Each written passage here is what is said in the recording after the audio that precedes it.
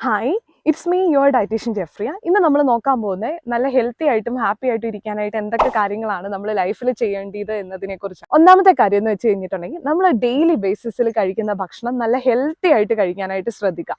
നമ്മൾ ഈ കഴിക്കുന്ന ഫുഡ് ശരിക്കും പറഞ്ഞു കഴിഞ്ഞാൽ നമുക്ക് വേണ്ടിയിട്ടാണ് കഴിക്കുന്നത് എന്ന ഒരു കാര്യം നമ്മൾ ആലോചിച്ചാൽ തന്നെ നമുക്ക് ഹെൽത്തി ആയിട്ടുള്ള ഫുഡ് ഇൻക്ലൂഡ് ചെയ്യാനായിട്ട് പറ്റും.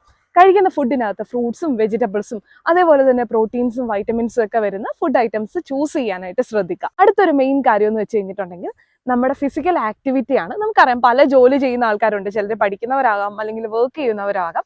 എങ്കിൽ പോലും നമുക്ക് കിട്ടുന്ന ഒരു ചെറിയ സമയമെങ്കിലും ഒരു 15 മിനിറ്റ്സ് എങ്കിലും ഡെയിലി ബേസിസിൽ എന്തെങ്കിലും നമുക്ക് വേണ്ടിയിട്ട് നമ്മുടെ ഹെൽത്തിന് വേണ്ടിയിട്ട് ഒരു ആക്ടിവിറ്റിയിൽ ഇൻക്ലൂഡ് ചെയ്യാനായിട്ട് ശ്രദ്ധിക്കാം. ഒന്നെങ്കിൽ നമുക്ക് നടക്കാൻ പോകാം, അല്ലെങ്കിൽ എന്തെങ്കിലും ചെറിയ എക്സസൈസസ് ചെയ്യാം. ഏതാണോ നിങ്ങൾക്ക് ഇഷ്ടമുള്ള കാര്യം ചെയ്യാനായിട്ട് ശ്രദ്ധിക്കുക. ഇനി അടുത്തൊരു ഇമ്പോർട്ടൻ്റ് ആയിട്ടുള്ള ഒരു പോയിന്റ് എന്ന് പറഞ്ഞു കഴിഞ്ഞിട്ടുണ്ടെങ്കിൽ നമ്മൾ നല്ല പോസിറ്റീവ് ആയിട്ടുള്ള ഫ്രണ്ട് സർക്കിളിൻ്റെ അകത്ത് ജീവിക്കാനായിട്ട് ശ്രദ്ധിക്കുക. അതായത് നമുക്കറിയാം ഒത്തിരി ടോക്സിക് റിലേഷൻഷിപ്പ് അല്ലെങ്കിൽ ഈ പറഞ്ഞല്ലോ ടോക്സിക് കമ്പനീസ് ഒക്കെ നമുക്ക് ഉണ്ടോ ഇല്ലയോ നമുക്ക് തന്നെ അനലൈസ് ചെയ്യുമ്പോൾ അറിയാനായിട്ട് പറ്റും.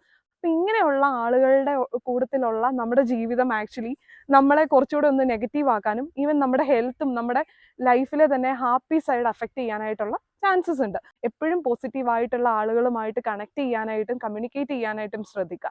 ഇനി അടുത്ത ഇമ്പോർട്ടൻ്റ് ആയിട്ട് നമ്മൾ ശ്രദ്ധിക്കേണ്ട മറ്റൊരു കാര്യം എന്ന് വെച്ച് കഴിഞ്ഞിട്ടുണ്ടെങ്കിൽ നമ്മുടെ ഉറക്കമാണ്. അറ്റ്ലീസ്റ്റ് ഒരു 7 to 8 hours എങ്കിലും നന്നായിട്ട് റെസ്റ്റ് ചെയ്യാനായിട്ട് ശ്രദ്ധിക്കുക.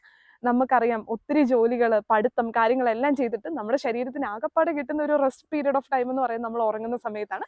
അപ്പം നന്നായിട്ട് എൻജോയ് ചെയ്ത് ഉറങ്ങാനായിട്ട് ശ്രദ്ധിക്കുക. ഇത്രയും കാര്യങ്ങളൊക്കെ ശ്രദ്ധിച്ചാൽ തന്നെ നമുക്ക് ഹെൽത്തി ആയിട്ടും ഹാപ്പി ആയിട്ടും ഇരിക്കാനായിട്ട് പറ്റുന്നതാണ്.